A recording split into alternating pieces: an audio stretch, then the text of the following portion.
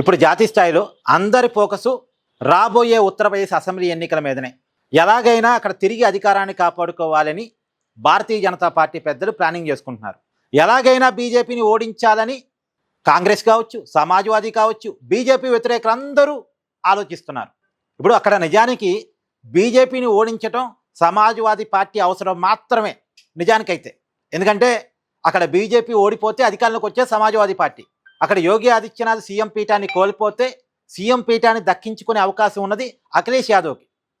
కానీ అఖిలేష్ యాదవ్ కంటే కూడా బీజేపీని ఓడించాలని తహతలాడుతున్న వాళ్ళు ఒకటి కాంగ్రెసు, కేజ్రీవాల్, మమతా బెనర్జీ, కాక్రోజులు, ప్రశాంత్ కిషోరు, వీళ్ళంతా కూడా ఇప్పుడు బీజేపీ వ్యతిరేక పక్షాలుగా ఉన్నారు. వీరందరి కోరిక ఉత్తరప్రదేశ్లో బీజేపీని ఓడించాలని. ఎందుకు?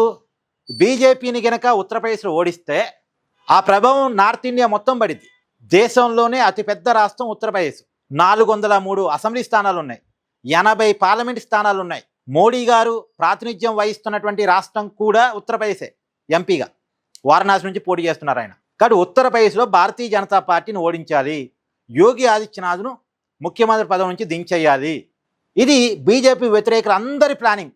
ఇప్పుడు అందరూ బీజేపీని ఓడించడం కోసం ప్రయత్నాలు మొదలుపెట్టారు, ప్లానింగ్ అంతా మొదలుపెట్టారు. దాంట్లో నుంచే జంజీ పోరాటాన్ని ఉపయోగించుకోవటం కావచ్చు, లేదా దిమాగి నక్సల్స్ అనేటువంటి వివాదాన్ని ఉపయోగించుకోవడం కావచ్చు. ఇదంతా కూడా ఉత్తరప్రదేశ్లో బీజేపీని ఓడించడం కోసం చాలా ప్లానింగ్లో భాగమే.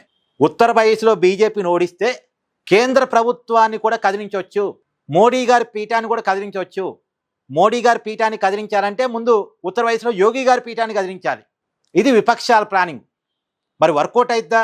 అంత ఈజీ అయితే కాదు. కానీ బీజేపీ మీద కొంత వ్యతిరేకత అయితే ఈ మధ్యకాలంలో వస్తున్నమాట వాస్తవం. అందులో ఉత్తరప్రదేశ్ రాష్ట్రంలో 15% జంజీ ఓటర్స్ ఉన్నారు. మరి ఆ జంజీ ఓటర్స్ ఎవరి వైపు మద్దతిస్తారు అనేది చాలా చాలా ఇంపార్టెంట్. వాళ్ళు చాలా కీ రోల్ పోషించబోతున్నారు. ఇప్పుడు జంజీ ఓటర్స్ ఏంటంటే వాళ్ళ ఓటు వాళ్ళు వేస్తారు, అది పక్కన పెడితే వాళ్ళ కుటుంబాల ఓట్లన్నీ కూడా ఎవరికి వేయించాలో వాళ్ళే డిసైడ్ చేస్తారు. అంటే వాళ్ళ కుటుంబాలను వాళ్ళు ప్రభావితం చేయగలుగుతారు. ఈ 15% ఓట్లు ఒక 40% ఓట్లని, కనీసం 30% ఓట్లని ప్రభావితం చేస్తాయి. ఈ 15% ఓట్లు ఇంకొక 15%, మొత్తంగా 30% ఓట్లని ప్రభావితం చేస్తాయి. కాబట్టి ఇప్పుడు చాలా కీలకం కాబోతుంది జంజీ ఓట్స్. మరి జంజీలేమో కొంత భారతీయ జనతా పార్టీకి యాంటీగా ఉన్నటువంటి పరిస్థితులు. కానీ యాంటీని దాటి ఎందుకు యాంటీ వచ్చిందంటే వరుసగా ఎవరు అధికారంలో ఉన్నా సరే వాళ్ళ మీద ఎంతో కొంత యాంటీ ఏదో ఒక రోజు వస్తుంది. అది ప్రజాస్వామ్యంలో కామను. ప్రజాస్వామ్యంలో ఒక్కళ్ళే సుదీర్ఘకాలం అధికారంలో ఏమి ఉండరు. ఒక్కోసారి ఉన్న ప్రభుత్వాల మీద వ్యతిరేకత వస్తూనే ఉంటుంది, అది కామను. అక్కడ యోగి ఆదిత్యనాథ్ గారు వరుసగా గెలుస్తూ వస్తున్నారు. ఈసారి వ్యతిరేకత కొంత రావచ్చు. కానీ ఇంత వ్యతిరేకతలో కూడా బీజేపీని ఉత్తరప్రదేశ్లో ఓడించలేకపోతే, యోగిని అధికారం నుంచి దించలేకపోతే ఇంకా మళ్ళా బీజేపీని ఓడించడం సాధ్యం కాకపోవచ్చు. ఇప్పుడు 2029లో కేంద్రంలో బీజేపీని ఓడించడం సాధ్యమా కాదా అనేది ఉత్తరప్రదేశ్ ఎన్నికలతో తేలిపోయింది. ఉత్తరప్రదేశ్లో బీజేపీని కదిలించలేకపోతే ఇక కేంద్రంలో బీజేపీని కదిలించడం కూడా కష్టం. ఎందుకంటే ఉత్తరప్రదేశ్ అనేది బీజేపీకి చాలా అండగా ఉంటున్న రాష్ట్రం. అక్కడ 80 లోక్సభ స్థానాలు ఉన్నాయి.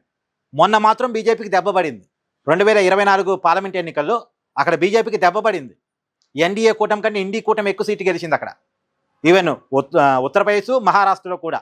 సో మొన్న దెబ్బతగిలింది కాబట్టి ఇప్పుడు బీజేపీ కొంత వ్యతిరేకత కూడా ఉంది కాబట్టి, జంజీలో కొంత తిరుగుబాటు ఉంది కాబట్టి వీటన్నిటిని ఉపయోగించుకొని ఇప్పుడు మాత్రమే మనం బీజేపీని ఓడించగలం, ఇప్పుడు కాకపోతే ఇంకెప్పుడు అని విపక్షాలన్నీ కలిసికట్టుగా పనిచేస్తున్నాయి. కానీ దానికి తగ్గట్టుగా బీజేపీ కూడా ప్లాన్ చేసుకుంటుంది. మరి ఏం జరిగిద్ది అని చూడాలి.